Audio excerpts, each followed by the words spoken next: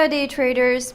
The third quarter point rate increase by the Federal Reserve as the world's largest central bank indicated it plans to continue further monetary tightening through 2020, dampened by the upside momentum of global equities last week.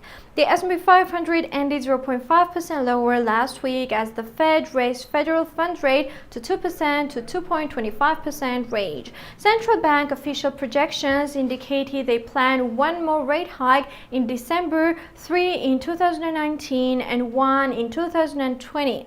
The Nasdaq 100 index was the best performer among the major stock market indices last week, rising 1.28%.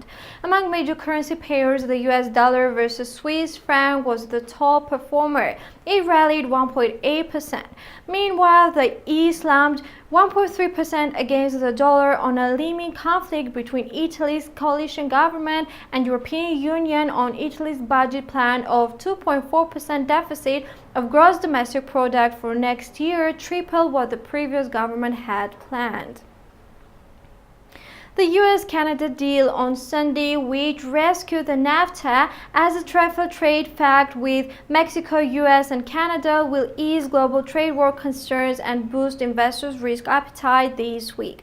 The Reserve Bank of Australia meets on Tuesday. The central bank is expected to leave rates steady at 0.5%. Among other major events, the US non-farm payroll report will be released on Friday. The labor market is anticipated to remain strong, with the unemployment rate forecast to edge lower to 3.8% from 3.9%. Happy trading. See you next week.